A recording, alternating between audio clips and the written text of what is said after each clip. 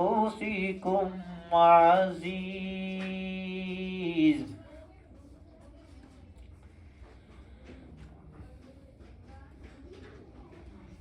عزيز عليه ما عنتم حريص عليكم بالمؤمنين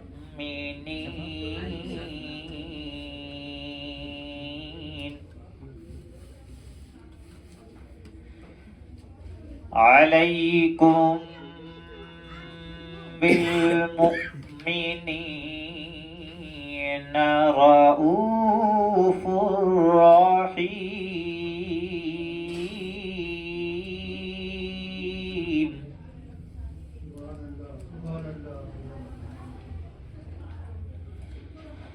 فإن تولوا فقل حسبي الله لا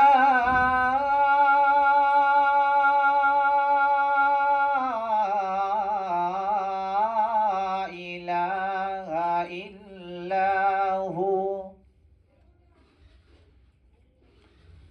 عليه توكلت وهو رب العرش العظيم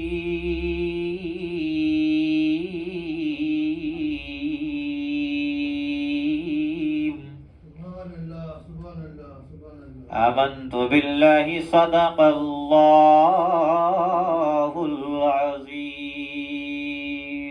آئیے ہم سب مل کر ایک مرتبہ اپنے نبی صلی اللہ علیہ وسلم کے بارگاہ اقدس میں درود پاک پڑھ لیں. اللہم صلی علی سیدنا. کی محفل پاک میں شرکت کرتے اور اس کی ابتدا کرتے تو قصیدہ بردہ شریف کے چند اشعار پڑھتے ہیں. قصیدہ بردہ شریف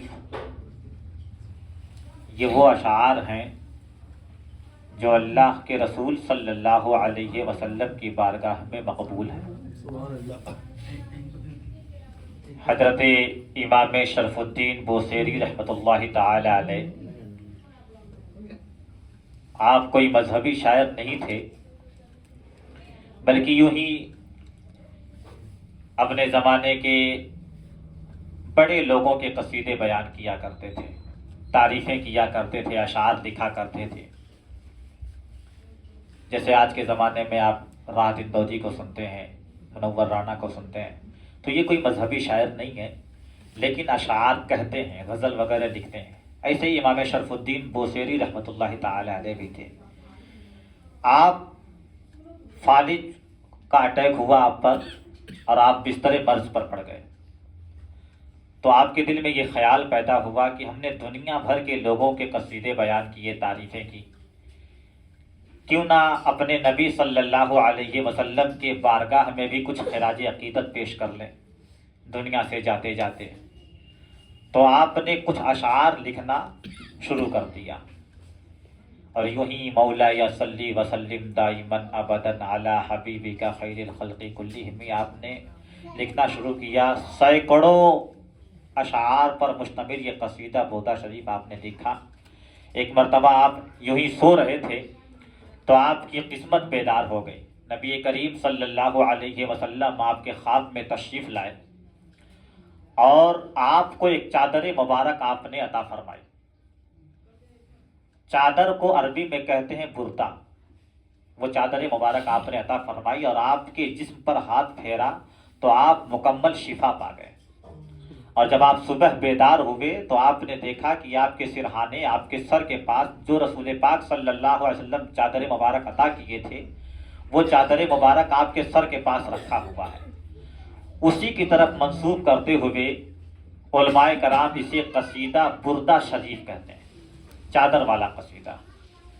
اس کی فضیلت علماء کرام یہ بیان فرماتے ہیں کہ اگر کوئی انسان کسی مرض میں مبتلا ہے، بیمار ہے، کسی بھی بیماری میں مبتلا ہے، اور اللہ کی بارگاہ میں نیت کر لے اور یہ قصیدہ شریف پڑھتا رہے، اس کا ورد کرتا رہے، تو اللہ تعالیٰ اس قصیدے کی برکت سے اس کی بیماری دور کر دیتا ہے، اسے شفا عطا فرما دیتا ہے.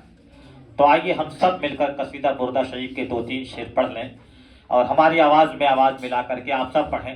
مولاي صل وسلم دائما ابدا على حبيبك خير الخلق كلهم. مولاي صل وسلم دائما ابدا على حبيبك خير الخلق كلهم.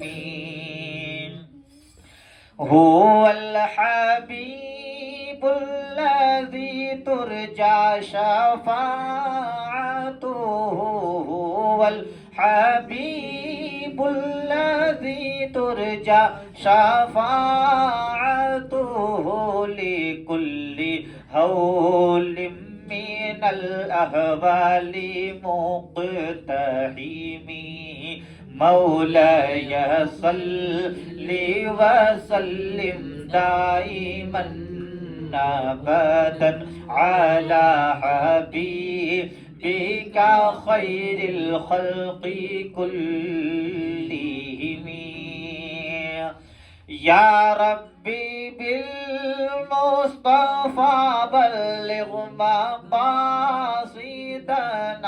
يا ربي بالمصطفى بلغ مقاصدنا واغفر لنا ما مضى يا واسع الكرم. مولاي صل وسلم دائما ابدا على حبيبك خير الخلق كلهم. نعت پاک کے چند اشعار پیش کرتا ہوں، ملاحظہ فرما لیں. پیش حق مزدہ شفاعت کا سناتے جائیں گے. پیش حق مزدہ شفاعت کا سناتے جائیں گے. پیش حق مزدہ شفاعت کا سناتے جائیں گے. پیش حق مزدہ شفاعت کا سناتے جائیں گے.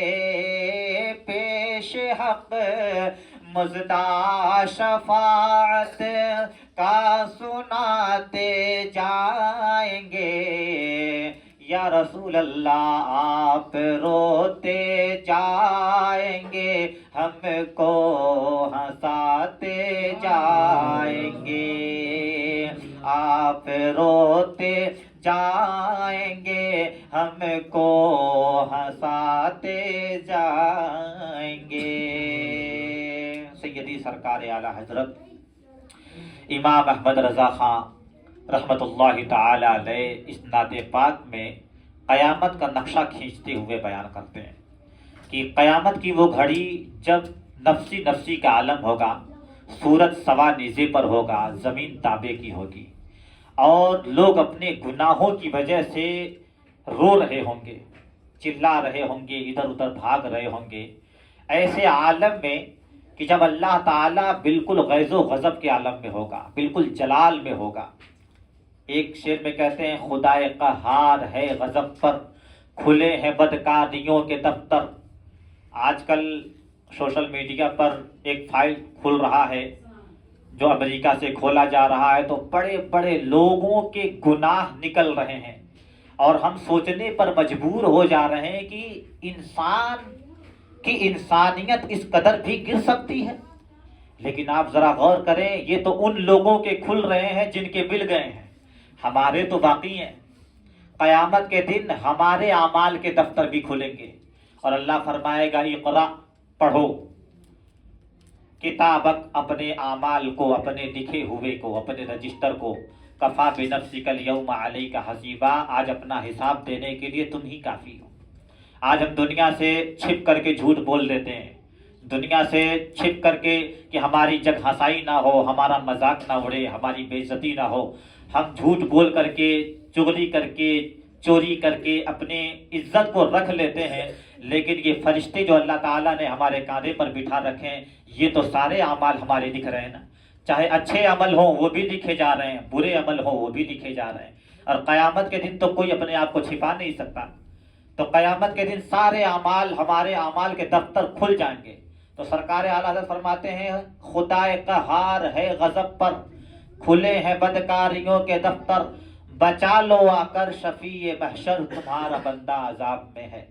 نقشہ کھینچتے ہوئے کہتے ہیں کہ رسول پاک صلی اللہ علیہ وسلم قیامت کے دن آئیں گے اور ہمیں مزدہ شفاعت سنائیں گے، شفاعت کی خوشخبری، اور آپ رب کی بارگاہ میں روتے جائیں گے، یعنی سجدہ کریں گے رب کی بارگاہ میں اور ہم کو ہنساتے جائیں گے، یعنی رب کی بارگاہ میں ہماری سفارش کریں گے کہ اے اللہ یہ میرا امتی ہے، اگرچہ گنہگار ہے، اس کو بخش دے، تو اللہ تعالیٰ کی دریائے رحمت جوش میں آئے گی، اور اللہ تعالیٰ ہم جیسے گنہگاروں کو بھی اپنے محبوب صلی اللہ علیہ وسلم کی سفارش کی بنا پر بخش دے گا۔ تو آپ روتے جائیں گے، ہم کو ہنساتے جائیں گے۔ ایک مرتبہ یہ مصرع آئیں ہم سب مل کر کے پڑھیں۔ پیش حق مزدہ شفاعت کا سناتے جائیں گے، پیش حق مزدہ شفاعت کا سناتے جائیں گے، پیش حق مزدہ شفاعت کا سناتے جائیں گے، آپ روتے جائیں گے، ہم کو ہنساتے جائیں گے، آپ روتے جائیں گے، ہم کو ہنساتے جائیں گے، اور وسعتیں دی ہے خدا نے دامن محبوب کو، یعنی اللہ تبارک و تعالیٰ نے اپنے محبوب صلی اللہ علیہ وسلم کے دامن کو اتنا کشادہ فرمایا ہے کہ اللہ کے محبوب صلی اللہ علیہ وسلم اپنے دامن میں قیامت کے دن اپنے گنہگار امتیوں کو چھپا دیں گے۔ اب کوئی یہ سوچے کہ نبی کریم صلی اللہ علیہ وسلم کا دامن بھائی کتنا بڑا ہوگا، دامن اسی کو نہ کہتے ہیں، کتنا بڑا ہوگا کہ اپنے گنہگار امتیوں کو چھپا لیں گے۔ تو اگر نبی کریم صلی اللہ علیہ وسلم کے دامن کی وسعت میں کسی کو شک ہو کہ کتنا بڑا ہوگا، تو اسے چاہیے کہ وہ خواجہ کا پیالہ دیکھ لے جس میں پورا آنا ساگر آ گیا۔ جب خواجہ کا کاشا اسے سمجھ میں آ جائے گا تو نبی کریم صلی اللہ علیہ وسلم کا دامن بھی اسے سمجھ میں آ جائے گا۔ وسعتیں دی ہے خدا نے دامن محبوب کو، وسعتیں دی ہے خدا نے دامن محبوب کو، وسعتیں دی ہے خدا نے دامن محبوب کو، جرم کھلتے جائیں گے اور وہ چھپاتے جائیں گے، جرم کھلتے جائیں گے اور وہ چھپاتے جائیں گے، اور لو وہ آئے مسکراتے ہم اسیروں کی طرف۔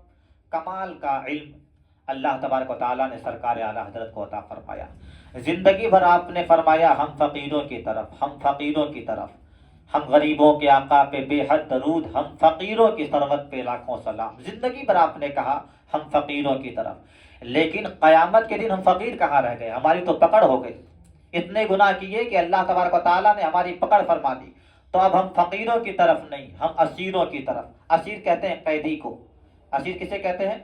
قیدی کو۔ تو اللہ تبارک و تعالیٰ کی بارگاہ میں ہم اسیر ہو گئے، گناہوں کے سبب ہماری پکڑ ہو گئی، اللہ کے فرشتے ہمیں قید کر دیے، تو فرماتے ہیں کہ لو وہ آئے مسکراتے ہم اسیروں کی طرح، لوگ آئے مسکراتے ہم اسیروں کی طرف، خرمن عصیاں پہ اب بجلی گراتے جائیں گے، خرمن عصیاں پہ اب۔ سرکار اعلیٰ حضرت فرماتے ہیں خرمن کسے کہتے ہیں؟ خرمن کہتے ہیں فصل کو، وہ فصل جو بالکل پک کر کے تیار ہو جاتا ہے، اور عصیاں کہتے ہیں گناہوں کو۔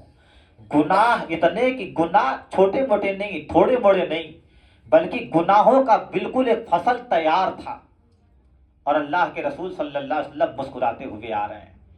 ہماری پکڑ تو ہو گئی ہے، اللہ کے فرشتے ہمیں قید کر دیے ہیں، رسول پاک مسکراتے ہوئے آ رہے ہیں، تو گناہوں کو مٹا نہیں رہے، گناہوں پر بجلیاں گرا رہے ہیں۔ اور جب پکے ہوئے فصل پر بجلیاں گرتی ہیں تو کیا ہوتا ہے؟ وہ جل کر کے راکھ ہو جاتے ہیں۔ تو اللہ کے رسول صلی اللہ علیہ وسلم اپنی رحمت سے ہمارے گناہوں پر بجلی گرائیں گے اور وہ جل کر خاک ہو جائیں گے۔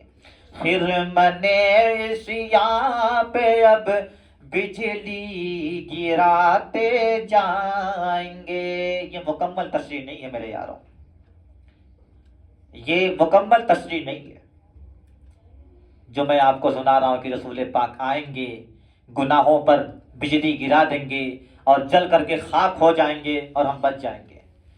یہ رسول پاک صلی اللہ علیہ وسلم ہمارے گناہوں پر بجلیاں اس وقت گرائیں گے جب ہم حضرت عمر رضی اللہ تعالیٰ عنہ کی طرح اللہ سے ڈرنے والے ہوں گے، حضرت ابوبکر صدیق رضی اللہ تعالیٰ عنہ کی طرح اللہ سے خوف رکھنے والے ہوں گے۔ یہ نہیں کہ زندگی بھر گناہ کرتے رہے، نماز پہ نماز چھوڑتے رہے، روزے پہ روزہ چھوڑتے رہے، سارے گناہ کرتے رہے، اور رب کی بارگاہ میں ہم یہ امید لگا کر کے بیٹھے کہ رسول پاک آئیں گے اور سارے گناہوں پر پردہ ڈال کر کے ہمیں جنت میں ڈال دیں گے۔ اس گمان میں نہ رہیے گا، ٹھیک ہے؟ ابھی انشاءاللہ اگر میرا بیان ہوا تو میں اس کو بیان کر دوں گا، لیکن اگر قاریانہ صاحب آ جائیں گے تو پھر اس کی تشریح و مکمل آپ کے سامنے کر دیں گے۔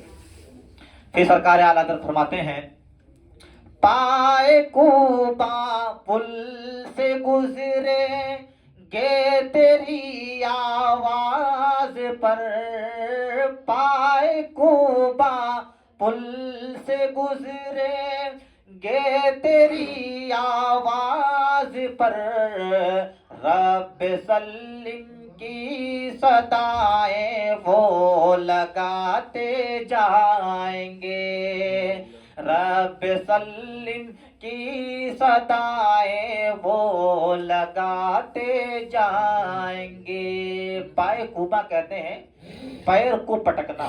بھائی ظاہر سی بات ہے، اگر کسی کے نامہ اعمال میں گناہ نہ ہو تو وہ اپنے پیر کو تو پٹک کر کے ہی چلے گا نا جنت کی طرف۔ اب رسول پاک صلی اللہ علیہ وسلم آئے، ہمارے گناہوں پر بجلیاں گرا دی گئی، ساری گناہیں جل کر خاک ہو گئی، تو اب تو ہم پیر پٹک کر کے ہی رب کی بارگاہ سے ہوتے ہوئے، پلسرات سے ہوتے ہوئے جنت کی طرف جائیں گے۔ تو اسی کی طرف اشارہ کر رہے ہیں، پائے کوبا پل سے گزریں گے تیری آواز پر، رب سلم کی سطح پر وجد لاتے جائیں گے، یعنی وجد مطلب جھوم کر کے ہم جنت کی طرف نکلیں گے۔ میرے برادران محترم، یہ ہماری تحریک کا اور ہماری مشن کا ایک حصہ ہے کہ قصیدہ بردہ شریف پڑھتے ہیں، نعت پاک پڑھتے ہیں، نعت پاک پڑھنے کے بعد مختصر وقت کے لیے ہم کچھ اللہ و رسول کی بات کرتے ہیں۔ دراصل بات یہ ہے کہ اللہ تعالیٰ نے قرآن مقدس میں ہمیں ارشاد فرمایا، ہمارے اور آپ کے لیے کتنا اونچا مقام اللہ تبارک و تعالیٰ نے ہمیں دیا۔ ذرا غور کریں اور اپنی قسمت پہ کریں، اللہ کی رحمت پر، اللہ کی نعمت پر قربان جائیں۔ اللہ نے فرمایا کنتم خیر امت اخرجت للناس، اے لوگوں تم بہترین امت ہو، تم سب سے اچھی امت ہو، تأمرون بالمعروف وتنہون عن المنکر، اس لیے کہ تم اچھی باتوں کا حکم دیتے ہو اور بری باتوں سے روکتے ہو۔ تو ہمارے گھروں سے تو یہ عمل بالکل ناپید ہو چکا ہے، غائب ہو چکا ہے۔ ہمارے گھروں میں اب اچھی باتوں کی حکم نہیں دیے جاتے، بری باتوں سے روکا نہیں جاتا ہے، بلکہ یوں کہہ لیں کہ اگر کوئی بری باتوں سے روکتا ہے ہمیں تو ہم اس کا گریبان پکڑ لیتے ہیں، کھلاتے ہیں۔ اپنے شاگرد کو مار دیں تو کل کو ان کے اماں ابا ان کے مسجد تک چلے جائیں گے کہ آپ کون ہوتے ہیں مارنے والے۔ ہم یہاں پیسہ دیتے ہیں، پڑھانے کے لیے بھیجتے ہیں، مارنے کے لیے نہیں بھیجتے ہیں۔ یہ ہمارا معاشرہ آپ بتائیں کہاں جا چکا ہے؟ اور ایسے ایسے عالم میں ہمارے بچے گناہوں کی طرف نہیں جائیں گے تو پھر کہاں جائیں گے؟ ہمارے بچے بڑوں کا بڑوں سے بد کلامی نہیں کریں گے تو پھر اور کیا کریں گے؟ بڑوں کا ڈر ہم نے اپنے بچوں کے دلوں سے نکال دیا۔ سب سے بڑی چیز تو یہ ہے کہ اگر ہم کسی کو ڈرا سکتے ہیں، بہت زیادہ اگر کسی کو ڈرا سکتے ہیں تو رومی بھائی اللہ کے خوف سے ڈرا سکتے ہیں، اللہ کے خوف سے ڈرا سکتے ہیں۔ لیکن افسوس، بہت زیادہ افسوس، 100 بار افسوس کہ آج تو ہمارے دلوں میں اللہ کا خوف بھی نہیں ہے۔ یہ میں حقیقی بات بیان کر رہا ہوں۔ اگر ہم کسی سے کہتے ہیں کہ یار نماز پڑھو اللہ تعالیٰ کو، ارے حضرت کیا بات کرتے ہیں، قیامت کے دن دیکھ لیا جائے گا۔ ارے حضرت کیا بات کر رہے ہیں، اللہ تعالیٰ معاف کرنے والا ہے، معاف کر دے گا۔ ارے حضرت کہاں اتنا ٹائم ملتا ہے؟ اللہ کا خوف نہیں ہے میرے بھائی، ہم کسی کا خوف کیسے دلا کر کے انہیں نیک راستے پر لائیں گے؟ جب اللہ ہی کا خوف نہیں ہے تو ہم کسی کا خوف کیسے دلا سکتے ہیں؟ تو میرے ملت کے نوجوانوں، آئے خالد صاحب آئے، تشریف لائیں۔ آج بیان کنٹینیو رکھیے آپ کی، آج رحمت آپ کے اوپر برس رہی ہے۔ قاری صاحب کنکلوڈ کریں گے، جو موضوع سکھایا ہے جس انداز میں بتا رہے ہیں وہی۔ چلیے آپ لوگوں کا حکم ہے تو پھر انس بھائی بھی پائیں گے، تھوڑا سا ٹائم دے دیں، لاسٹ بات میں کو کمپلیٹ آپ کمپلیٹ کریے۔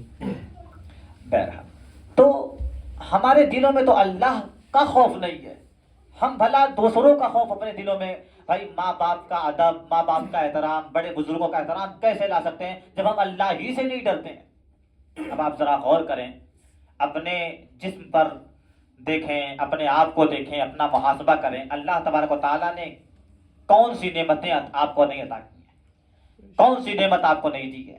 اللہ تبارک و تعالیٰ نے آپ کو آنکھیں دی ہیں اور آپ اس سے دیکھتے ہیں۔ اللہ تعالیٰ نے آپ کو کان عطا فرمایا، آپ اس سے سنتے ہیں۔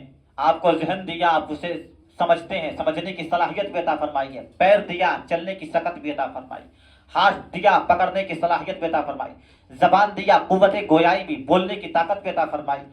یہ ساری نعمتیں اللہ کی ہی طرف سے دی گئی ہیں، لیکن آپ ذرا انصاف سے بتائیں ان نعمتوں کا شکریہ ہم ادا کرتے ہیں رب کی بارگاہ میں؟ اللہ نے تو یہاں تک ارشاد فرمایا وَإِن تَعُدُّوا نِعْمَتَ اللَّهِ لَا تُحْصُوهَا۔ تم اپنے رب کی کون کون سی نعمتوں کو جھٹلاؤ گے؟ اگر تم اپنے رب کے نعمتوں کو گننا چاہو، شمار کرنا چاہو تو تم اسے شمار نہ کر سکو گے۔ یعنی کوئی ایک دو نعمتیں نہیں ہیں، اتنی نعمتیں اللہ تبارک و تعالیٰ نے عطا فرمائی ہیں کہ اگر آپ انہیں گننا شروع کریں تو آپ اسے گن نہ سکیں گے۔ یہ جو آپ بول رہے ہیں، ہم بول رہے ہیں، آپ سن رہے ہیں، یہ کوئی چھوٹی نعمت ہے؟ ذرا ان سے پوچھیں جن کے کان کبھی کسی کے کلام، کسی کی باتیں نہیں سن پاتے، وہ کتنا تڑپتا ہوگا کبھی کسی کی آواز سننے کے لیے۔ ذرا ان اندھوں سے پوچھیں جو اپنی آنکھوں کو استعمال نہیں کر سکتے، اپنی آنکھوں سے دیکھ نہیں سکتے، وہ دنیا دیکھنے کا شوق کتنا رکھتے ہوں گے، کتنا تڑپتے ہوں گے کہ کاش ایک مرتبہ میں اس دنیا کو دیکھ لوں۔ برادران محترم ذرا غور کریں کہ اللہ تبارک و تعالیٰ نے آپ کو کیسی کیسی نعمتوں سے نوازا۔ پھر اللہ تبارک و تعالیٰ نے آپ سے فرمایا ہے اے لوگوں، اے میرے بندوں، وَأَقِیمُوا الصَّلَاةَ، نماز قائم کرو، وَآتُوا الزَّکَاةَ، زکوٰۃ ادا کیا کرو۔ یہ اللہ تبارک و تعالیٰ کا مطالبہ ہے اپنے بندوں سے۔ اللہ کا بندہ کون ہے؟ آپ لوگ کہتے ہیں کہ نہیں اللہ کے بندے، اللہ کے بندے ہیں نا ہم لوگ، پھر اللہ کا مطالبہ کافروں سے تو نہیں ہے، اللہ کا مطالبہ غیر مسلموں سے تو نہیں ہے، اللہ کا مطالبہ یہ مسلمانوں سے ہے کہ اے میرے بندوں، اے ایمان والوں، تم نماز قائم کرو، تم روزے رکھو، تم زکوٰۃ ادا کیا کرو۔ اللہ تبارک و تعالیٰ نے قرآن مقدس میں ارشاد فرمایا وَمَا خَلَقْتُ الْجِنَّ وَالْإِنسَ إِلَّا لِيَعْبُدُونَ، ہم نے جناتوں کو اور انسانوں کو اپنی عبادت کے لیے پیدا فرمایا۔ یعنی ہماری تخلیق کا مقصد اللہ تبارک و تعالیٰ کی عبادت ہے۔ اللہ تبارک و تعالیٰ نے ارشاد فرمایا الذی خلق الموت والحیات لیبلوکم ایکم احسن عملا، ہم نے زندگی اور موت کو اس لیے پیدا کیا تاکہ ہم دیکھیں تم میں کون اچھا عمل کرتا ہے اور کون برا عمل کرتا ہے۔ اور جب اللہ نے یہ فرما دیا کہ میں دیکھوں تم میں کون اچھا عمل کرتا ہے، کون برا عمل کرتا ہے، تو آپ کیا سمجھتے ہیں اللہ تبارک و تعالیٰ دیکھ نہیں رہا ہے؟ جب ہم جھوٹ بول رہے ہیں تب بھی اللہ تبارک و تعالیٰ دیکھ رہا ہے، جب ہم کسی کی چغلی کر رہے ہوتے ہیں تب بھی اللہ تبارک و تعالیٰ دیکھ رہا ہوتا ہے، جب ہم کسی کی غیبت کر رہے ہوتے ہیں، برائی کر رہے ہوتے ہیں، جب ہم چوری کر رہے ہوتے ہیں، جب ہم اپنے ماں باپ کو ستا رہے ہوتے ہیں، جب ہم اپنے بڑوں کا احترام نہیں کر رہے ہوتے ہیں، جب ہم نمازوں کو چھوڑ رہے ہوتے ہیں، جب ہم اللہ کی نافرمانیاں کر رہے ہوتے ہیں، الم یعلم بان اللہ یرا، کیا آپ نہیں جانتے ہیں کہ آپ کا رب آپ کو دیکھ رہا ہے؟ ہر صورت میں اللہ تبارک و تعالیٰ دیکھ رہا ہے۔ ہمارا تو عقیدہ ہے، اور بہت افسوس کے ساتھ یہ بھی میں آپ کو بتا دوں، رمضان میں ہم لوگ روزہ رکھتے ہیں کہ نہیں رکھتے؟ بلال بھائی، رمضان میں روزہ رکھتے ہیں کہ نہیں رکھتے ہیں؟ رمضان میں امید کرتا ہوں، یقین کرتا ہوں کہ آپ سب رکھتے ہوں گے، اور ہمیں رکھنا بھی چاہیے کیونکہ ہم اللہ کے بندے ہیں۔ لیکن میں ایک عقیدہ پیش کر رہا ہوں رمضان کے روزے کے ذریعے، اس کے وسیلے سے۔ رمضان کے مہینے میں جب ہم روزہ رکھتے ہیں چچا، ہم چھپ کر کے کھاتے نہیں ہیں، کسی سے چھپ کر کے اگر ہم چاہیں تو کمرہ بند کر لیا، اندر جا کر کے بسکٹ کھا لیا، نمکین کھا لیا، پانی پی لیا، کون دیکھ رہا؟ کوئی نہیں دیکھ رہا ہے بھائی، آرام سے جا کر کے کھا لیا، لیکن کوئی چھپ کر کے نہیں کھاتا۔ کیوں؟ اللہ دیکھ رہا ہے۔ کیوں نہیں کھا رہے بھائی؟ اللہ دیکھ رہا ہے۔ میرے پیارے، آپ نے اللہ کو صرف ایک مہینے کے لیے مغرب تک دیکھتا ہے؟ اللہ تعالیٰ تو وہ ہے جو ہر وقت، ہر لمحہ، ہر پل ہم کو دیکھ رہا ہوتا ہے۔ تو پھر آپ نے یہ عقیدہ کیسے کر لیا کہ اللہ تعالیٰ صرف رمضان کے مہینے میں فجر سے لے کر کے مغرب تک دیکھ رہا ہوتا ہے؟ اس عقیدے پر قربان جائیں جو آپ کا عقیدہ رمضان میں پختہ ہو جاتا ہے، اتنا یقین ہو جاتا ہے کہ آپ چھپ کر کے بھی نہیں کھاتے ہیں کہ اللہ تعالیٰ دیکھ رہا ہے، ہم نہیں کھا سکتے۔ اگرچہ ہمارے اماں نہیں دیکھ رہی ہیں، ہمارے ابو نہیں دیکھ رہے ہیں، ہمارے بھائی، ہمارے دوست احباب نہیں دیکھ رہے ہیں، چھپ کر کے کھا سکتے ہیں، لیکن نہیں چھپ کر کے کھائیں گے تو اللہ دیکھ رہا ہے۔ میرے پیارے، ایسے ہی ہر مہینے میں اللہ تبارک و تعالیٰ آپ کو دیکھ رہا ہوتا ہے۔ یہ ہمارا عقیدہ ہے، یہ اس پر ہمارا یقین ہے، اللہ تعالیٰ ہر مہینے میں ہم کو دیکھ رہا ہوتا ہے۔ اسے مضبوط کریں، اپنا رشتہ مسجدوں سے مضبوط رکھیں، اپنے آپ کو مسجدوں کے طرف لے کر کے جائیں، اپنے آپ کو مسجدوں کا عادی بنا دیں، مسجدوں میں نماز کا پابند بنا دیں، اپنے آپ کو رب کی بارگاہ میں جھکا دیں، رب کی بارگاہ میں رجوع کریں، اپنے گناہوں سے معافی تلافی کریں۔ اللہ یقیناً غفور الرحیم ہے۔ اب آپ کہیں یقیناً غفور الرحیم ہے، اللہ بخشنے والا مہربان ہے۔ اور جب ہمارا رشتہ اللہ سے مضبوط نہیں ہوگا، ہم گناہ پہ گناہ کرتے رہیں گے، اللہ کی نافرمانی کرتے رہیں گے، اللہ تبارک و تعالیٰ کے نعمتوں کی ناشکری کرتے رہیں گے، تو غفور الرحیم ہے، قہار و جبار بھی ہے، وہ پکڑ فرمانے والا بھی ہے، وہ زبردست بھی ہے۔ اس نے جہنم سے وعدہ کیا ہے کہ جہنم میں تیرا پیٹ ضرور بھروں گا، کن لوگوں سے بھرے گا؟ ہمارے گناہوں کی وجہ سے بھرے گا۔ اللہ نے قرآن مقدس میں اسی لیے ارشاد فرمایا، پہلے ہی اللہ تبارک و تعالیٰ نے ہمیں خبردار کر دیا ہے، یا ایھا الذین آمنوا قوا انفسکم، اے ایمان والوں اپنے آپ کو بچاؤ۔ انفسکم وقودها الناس والحجارہ، یا ایھا الذین آمنوا قوا انفسکم واہلیکم نارا وقودها الناس والحجارہ، اپنے آپ کو اور اپنے گھر والوں کو جہنم کی آگ سے بچاؤ جس کے ایندھن آدمی اور پتھر ہیں۔ اللہ تبارک و تعالیٰ نے قرآن مقدس میں یہ بھی ارشاد فرمایا، یا ایھا الذین آمنوا آمنوا، اے ایمان والو ایمان لاؤ۔ یہ کون سا فلسفہ ہے کہ اللہ تبارک و تعالیٰ ایمان والوں سے ایمان لانے کا کہہ رہا ہے؟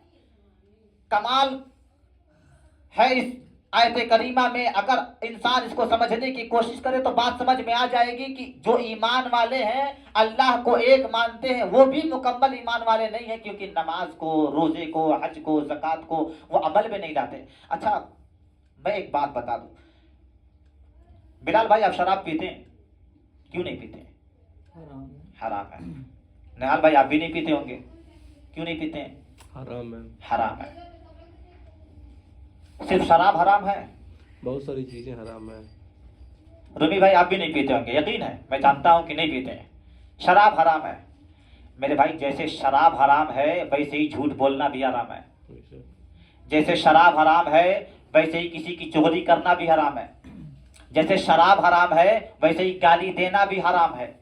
اور ایک بات میں آگے چل کر کے بولوں، جیسے شراب حرام ہے ویسے ہی پتنگ بازی بھی حرام ہے، لہو ہے، فضول خرچی ہے، وقت کی بربادی ہے، پتنگ بازی، پتنگ کو اڑانا بھی حرام ہے۔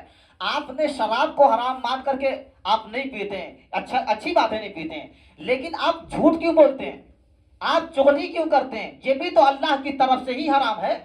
جس رب نے شراب کو حرام کیا ہے اسی رب نے جھوٹ کو بھی حرام کیا ہے، جس رب نے شراب کو حرام کیا ہے اسی رب نے گالی دینے کو بھی حرام کہا ہے، اسی رب نے کسی کی برائی کرنے کو بھی حرام کہا ہے، اسی رب نے نماز چھوڑنے کو بھی حرام کہا ہے، اسی رب نے بہت ساری چیزوں کو حرام کہا۔ اب آپ اپنی طبیعت کے مطابق شراب کو حرام مان لیے، لیکن دیگر چیزوں کو آپ نے حرام نہیں مانا۔ حرام مانتے ہیں لیکن آپ اسے کر دیتے ہیں، عمل میں آ جاتے ہیں۔ بھائی इंसान गुनाहों का पुतला है, गाय बगाए हर हम भी कोई फरिश्ता नहीं है। ये मत समझिएगा कि हाफिज जी फरिश्ता हैं तो ऐसे ऐसे बोल रहे हैं, खाली हमारे लिए नहीं, हमारे लिए भी वो सारी बातें जो मैं आपको बता रहा हूँ वो बातें हमारे लिए भी हैं। तो याद रखें, जो जिस रब ने शराब को हराम किया है उसी रब ने झूठ को भी हराम किया है। जिस रब ने शराब को हराम किया है उसी रब ने गाली को भी हराम किया है, बुराई करने को भी हराम किया है। हमारी तबीयत ने शराब को मान लिया कि ठीक है हम शराब नहीं पिएंगे, क्यों? हराम है। लेकिन बगैर झूठ की जिंदगी थोड़ी ना चलने वाली है, बगैर चुगली किए, बगैर दूसरों की बुराई किए जिंदगी थोड़ी ना चलने वाली है, जिंदगी थोड़ी ना आगे बढ़। तो मेरे प्यारे, अब आप अपनी तबीयत के गुलाम हो गए, अब आप शरीयत के गुलाम नहीं हुए, अब आप अपनी तबीयत के शरीयत के गुलाम तो तब होते जैसे आपने शराब को हराम माना है वैसे ही आप झूठ को भी हराम माने। जैसे आपने शराब को हराम माना है वैसे ही आप गाली देने को भी हराम समझे, लहव को भी हराम समझे, किसी की बुराई करने को भी हराम समझे। तब या अय्युहल्लज़ीना आमनू, आमिनू में भी होंगे आप। तब या अय्युहल्लज़ीना आमनू दुखुलू फी सिल्मी काफ़ा में होंगे, जिसमें अल्लाह ने फरमाया ऐ ईमान वालो पूरे पूरे इस्लाम में दाखिल हो जाओ। ये नहीं कि शराब को हराम मानो और झूठ को जायज मानो, शराब को हराम मानो और बुराई करने को तुम जो है गुनाह ना समझो। नमाज पढ़ो रोजा ना रखो, रोजा रखो नमाज ना पढ़ो, नहीं, मुकम्मल इस्लाम में दाखिल हो, तब जाकर के सही मानों में आप इस्लाम वाले होंगे, तब सही मानों में आप ईमान वाले होंगे। और याद रखें, अल्लाह तबारक व तआला यकीनन रहम फरमाने वाला है, लेकिन जब वो पकड़ पर आएगा ना, जब किसी की पकड़ फरमाएगा तो याद रखें कोई उसकी पकड़ से बचता नहीं है। अल्लाह ने फरमाया लइन शकरतुम लअज़ीदन्नकुम, तुम मेरे नेमतों का शुक्रिया अदा करोगे तो मैं तुम्हें और दूंगा, तुम्हारे नेमतों में इजाफा कर दूंगा, तुम्हारे नेमतें बढ़ा दूंगा। वला इन कफरतुम इन्ना अज़ाबी लशदीद, और अगर तुम इनकार करोगे तो याद रखो मेरी पकड़, मेरा अजाब बहुत सख्त है, मेरी पकड़, मेरा अजाब बहुत सख्त है। तो अल्लाह के पकड़ से पनाह मांगे कि अल्लाह तबारक व तआला गुनाहों की वजह से हमारी पकड़ ना फरमाए, अल्लाह तबारक व तआला नमाज छोड़ने की वजह से हमारी पकड़ ना फरमाए। और आज हमारा मुआशरा देखें नमाज से कितना गाफिल है, नमाज की तो कोई वजाहत है ही नहीं। नमाज के लिए आज हम कह देते हैं ना कि अरे इमाम साहब दुकान देखना रहता है, दोस्तों के पास जाना है, ये करना। याद रखें नमाज के लिए कोई बहाना नहीं है, नमाज पढ़ेंगे तो जान छूटेगी, नमाज के लिए आप कोई बहाना पेश करें ये काबिल कबूल नहीं है। इसलिए कि रोज़े महशर की जान उदास बुवत अव्वली पुरशिश नमाज बुवत, वो दिन जो जान को पिघला देने वाली होगी, उस दिन भी सबसे पहले अगर किसी के बारे में सवाल किया जाएगा, किसी चीज के बारे में, किसी अमल के बारे में, तो नमाज के बारे में सवाल किया जाएगा।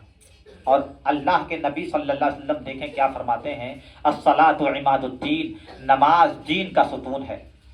वमन अकामहा फक़द अकामद्दीन, और जिसने दीन को कायम किया गोया उसने दीन, जिसने नमाज को कायम किया गोया उसने दीन को कायम किया। वमन तरकहा फक़द हदमद्दीन, और जिसने नमाज को बगैर किसी उज़्र के छोड़ दिया गोया उसने दीन को ढाने की कोशिश की, दीन खंभे को ढाने की कोशिश की। अब मैं आपसे फर्दन फर्दन पूछूं कि मेरे भाई आप बताएं, क्या आप इस्लाम को मिटाने की कोशिश करेंगे? तो आप कहेंगे नहीं। क्या आप इस्लाम को ढाने की कोशिश करेंगे? तो आप कहेंगे नहीं। मेरे प्यारे, अल्लाह के नबी ने फरमाया कि अगर किसी ने बगैर किसी उज़्र के नमाज को छोड़ा तो गोया उसने दीन की बुनियाद को ढाने की कोशिश की। अनजाने में हम दीन की बुनियाद ढाने की कोशिश नहीं कर पाए। अल्लाह के नबी सल्लल्लाहु अलैहि वसल्लम ने इरशाद फरमाया कि मेरा जी चाहता है, क्या फरमाया?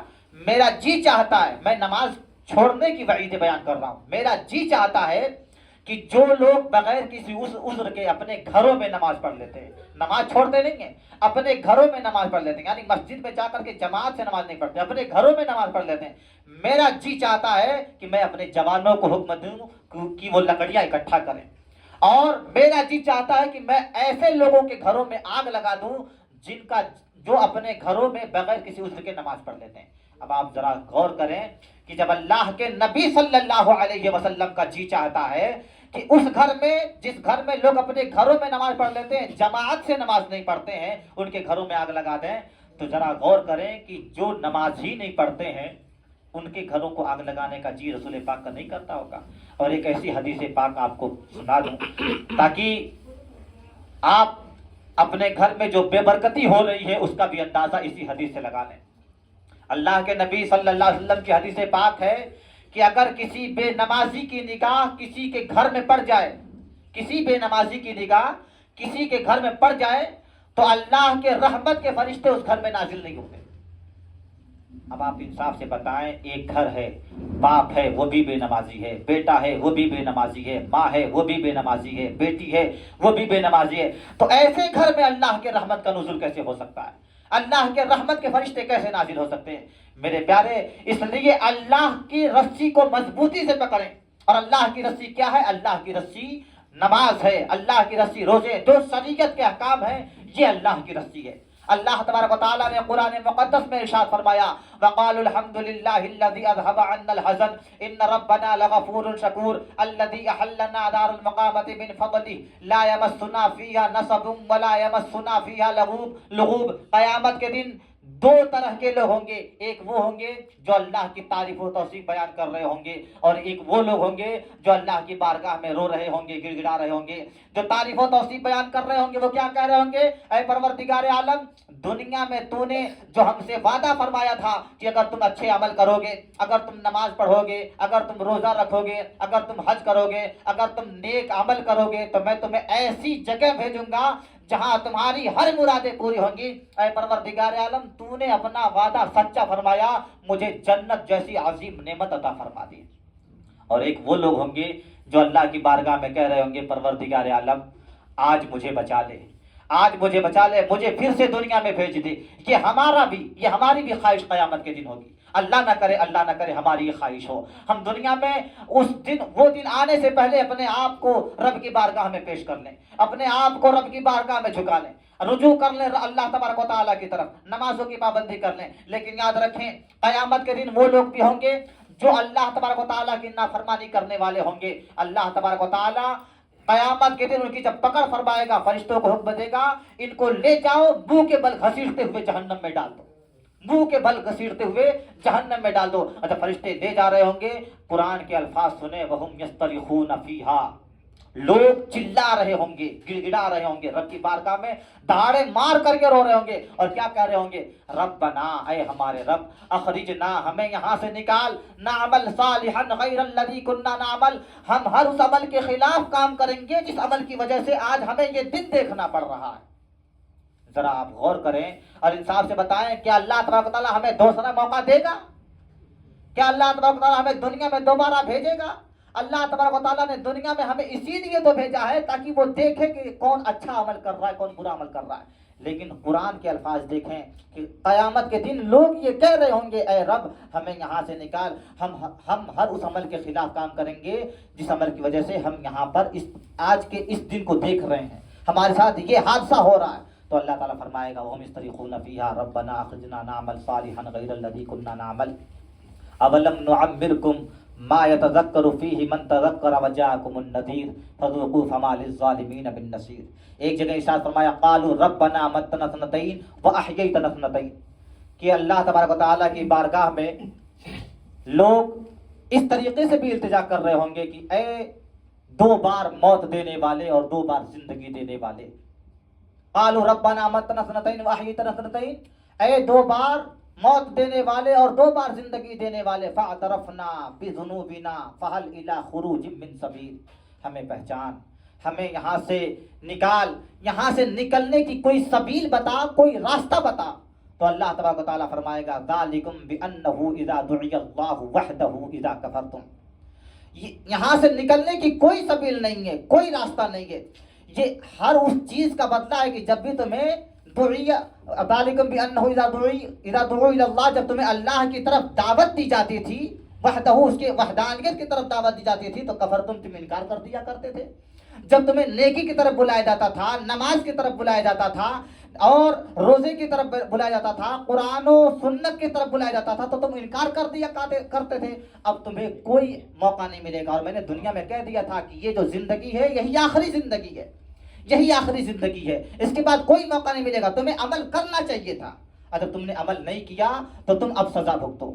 اب یاد رکھیں، اب آخری بات میں آپ کو آخری آیت، پھر انشاءاللہ اخلاق کے طور پر قاری نصاب بیان کرتے ہیں. حقوق العباد پہ آپ پر حقوق اللہ تھوڑا سا تو اب یہاں پر جب انسان گنہگار انسان سمجھیں گے کہ اب تو کوئی راستہ نہیں ملا، کوئی کچھ بھی نہیں ہونے والا ہے، اب ہم کیا کریں؟ تو اب وہ لوگ ایک ہی چیز پکڑیں گے، جیسے آج ہم دنیا میں پکڑتے ہیں، کیا کریں، شیطان بہکا دیا، کیا کریں شیطان بہکا دیا. کیا کریں امام صاحب نماز نہیں پڑھنے کہیں نہیں پڑھنے شیطان بہکا دیا. سو گئے تھے شیطان بہکا دیا, شیطان سلا دیا. اللہ تعالیٰ نے ان اللہ وعدکم وعد الحق, شیطان اس دن کہے گا کہ اے لوگو جو اللہ کا وعدہ تھا وہی سچا تھا, اور جو میں نے وعدہ کیا تھا ووعدتکم فاخلفتکم یہ سب تو جھوٹا تھا, بے بنیاد تھا. وقال الشیطان لما قضی الامر ان اللہ وعدکم وعد الحق, بے شک اللہ کا وعدہ سچا تھا. ووعدتکم فاخلفتکم, اور میں نے جتنے بھی وعدے کیے تھے سارے کے سارے جھوٹے تھے. اور یاد رکھو وما کان لی علیکم من سلطان, میں دنیا میں کسی چیز کا سلطان نہیں تھا, میرے اختیار میں کچھ تھا ہی نہیں. اللہ نے کچھ بھی نہیں دیا تھا. کبھی شیطان آپ کی گردن پر تلوار رکھ کر کے کہا کہ اگر تم نماز پڑھو گے تو ہم تمہارے سر کو قلم کر دیں گے. کبھی شیطان نے کہا کہ اگر تم نماز پڑھنے جاؤ گے تمہارے گھر میں بے برکتی ڈال دیں گے, تمہارے بچے کو مار دیں گے, تمہارا گھر گرا دیں گے. وما کان لی علیکم من سلطان, میں کسی چیز کا سلطان تھا ہی نہیں. بس کیا تھا الا ان دعوتکم فاستجبتم لی, میں نے تمہیں دعوت دی اور تم نے قبول کر لیا. میں نے تمہارے دل میں وسوسہ ڈالا اور تم نے اسے قبول کر لیا. میں نے صرف تمہارے دل کو پکڑا, تمہارے ذہن کو پکڑا اور ڈالا کہ نماز پڑھنے سے کیا فائدہ, تمہارے گراہک چلے جائیں گے, تمہارا دوست ناراض ہو جائے گا, اتنے دنوں بعد تو آیا ہے ملنے کے لیے, ابھی چلا جائے گا تو پھر ایسے دوست کو کہاں پاؤ گے. ابھی چلے جاؤ گے نماز پڑھنے, گراہک چلے جائیں گے تو اب گراہک کو کہاں سے لے کر کے آؤ گے. تم نے قبول کر لیا اور یہ بھی نہیں دیکھا کہ میرا جتنا وعدہ ہے وہ جھوٹا ہے, رزق تو اللہ کے ہاتھ میں ہے. یہ گراہک دوبارہ اللہ تبارک و تعالیٰ بھیجے گا, یہ دوست نہیں ہوں گے, اچھے دوست اللہ تبارک و تعالیٰ تمہاری زندگی میں بھیجے گا. تم نے میری بات مان کر کے نماز کو چھوڑ دیا, روزے کو چھوڑ دیا, تو اور تم آج مجھ پر جو ہے لان تان کر رہے ہو. وہ قیامت کے دن کہے گا وما کان لی علیکم من سلطان الا ان دعوتکم فاستجبتم لی, میں کسی چیز کا سلطان نہیں تھا, بس یہ تھا کہ میں تمہارے ذہن میں وسوسہ ڈالتا تھا اور تم قبول کر لیتے تھے. اب انسان جتنے بھی گنہگار تھے شیطان کو برا بھلا کہیں گے, لان تان کریں گے. قرآن کے الفاظ ہیں کہ شیطان کہے گا آج تم مجھ پر لان تان نہ کرو, مجھے برا بھلا نہ کہو, اپنے آپ کو برا بھلا کہو, بلکہ انی کفرت بما اشرکتمون من قبل, تم نے جتنے بھی کفر کیے, جتنے بھی شرک کیے, آج میں سب سے بیزار ہوتا ہوں, برات کا اعلان کرتا ہوں. جو کچھ بھی تم نے کیا اپنی مرضی سے کیا, ہماری مرضی سے نہیں کیا. اب آپ ذرا غور کریں, جس شیطان کا رونا روتے ہیں آج ہم لوگ کہ شیطان نے بہکا دیا, شیطان نے بہکا دیا, شیطان تو قیامت کے دن اپنا ہاتھ ہی اٹھا لے گا. پھر ہم ویسے بھی شیطان تو ہماری کسی کام کا نہیں ہے. اور یاد رکھیں اللہ نے تو پہلے ہی فرما دیا نا, یا ایھا الذین آمنوا ادخلوا فی السلم کافہ, اے ایمان والو اسلام میں پورے داخل ہو جاؤ. ولا تتبعوا خطوات الشیطان, اور شیطان کی ہرگز اتباع نہ کرو. انہ لکم عدو مبین, بے شک وہ تمہارا کھلا ہوا دشمن ہے. جب اللہ نے اعلان کر دیا قرآن میں کہ شیطان ہمارا دشمن ہے, شیطان انسانیت کا دشمن ہے, شیطان ہمارے اعمال کا دشمن ہے, شیطان ہمارے جنت کا دشمن ہے, تو ہم شیطان کے بہکاوے میں کیوں آئے بھائی؟ شیطان کی بات ہی کیوں مانے؟ یاد رکھیں آج ہم کسی بھی بنیاد پر اگر نماز چھوڑ دیتے ہیں, کسی بھی بنیاد پر اگر اللہ تبارک و تعالیٰ کی نافرمانی کرتے ہیں, قیامت کے دن تو ہماری پکڑ ہونی ہے, اور اس دن سے کوئی نہیں بچ سکتا ہے. اس دن جب اللہ تبارک و تعالیٰ غیظ و غضب کے عالم میں ہوگا تو ہم نہیں بچ سکتے. اس لیے میرے پیارے آج ہی رب کی بارگاہ کی طرف رجوع کریں. اگر ہم نماز نہیں پڑھتے ہیں تو صدق دل سے اللہ کی بارگاہ میں توبہ کریں کہ اللہ ہم توبہ کرتے ہیں کہ جتنی بھی نمازیں چھوٹی انشاءاللہ ہم اس کی قضا کریں گے, اور اے اللہ تو ہمیں نماز پڑھنے کی توفیق دے کہ تیری توفیق سے ہی ہم نماز پڑھ سکتے ہیں. تو اگر توفیق نہیں دے گا تو نماز نہیں پڑھ سکتے, تو ہمیں نماز پڑھنے کی توفیق دے, ہمیں نیک بنا. اور میرے پیارے ہر برے عمل سے اپنے آپ کو بچانے کی کوشش کریں. یاد رکھیں یہ دنیا 4 دن کی ہے, کوئی 10 سال زندہ رہتا ہے, کوئی 40 سال زندہ رہتا ہے, کوئی 50 سال 60 سال, بہت زیادہ اگر کوئی زندہ رہ سکتا ہے تو 100 سال مان لیں. 100 سال کے بعد تو مرنا ہے, قبر کی اندھیری کوٹری میں جانا ہے, وہاں جا کر کے ہمیں حساب کتاب دینا ہے, ہمارا عقیدہ قیامت کے دن اٹھایا جانا ہے. تو یہ زندگی تو فانی زندگی ہے, آنے والی زندگی جو ہے وہ باقی کی زندگی ہے, وہاں ہمارا حساب ہونا ہے, وہاں ہمارا فیصلہ ہونا ہے. خدا نہ خواستہ اگر ہمارے مقدر میں جہنم لکھ دیا گیا تو اللہ کی پناہ, اللہ تعالیٰ نے اگر ہمارے مقدر میں جہنم لکھ دیا تو ہمیشہ میں جہنم کی آگ میں جلنا پڑے گا. یہ دنیا کی آگ کہ اگر بتی تھوڑا سا ہمارے جسم میں ٹچ ہو جائے تو ہم تڑپ جاتے ہیں, وہ جہنم کی آگ سر تپاؤں ہم اس میں کیسے جل سکتے ہیں؟ پروردگار ہمیں گناہوں سے بچا لے, پروردگار ہمیں نماز کا پابند بنا دے, پروردگار ہمیں تمام نیکیاں کرنے کی توفیق عطا فرما دے. ہمیشہ رب کی بارگاہ میں اللہ سے توفیق کی بھیک مانگے. وہ کریم ہے, وہ رحیم ہے. اگرچہ ہم گنہگار ہیں, سیاہ کار ہیں, بدکار ہیں, اس کی رحمت بڑی ہے. اللہ تعالیٰ نے اگر کن کہہ دیا سارے گناہ جل کر خاک ہو جائیں گے. انشاءاللہ اللہ کی بارگاہ میں ہم نیک ہو جائیں گے. یہ مختصر سا حقوق اللہ ہم نے بیان کیا. اب انشاءاللہ وقت ملا نہیں اب حقوق العباد پر آپ تھوڑا سا بیان کر دیں, چونکہ عارف محمود سر کا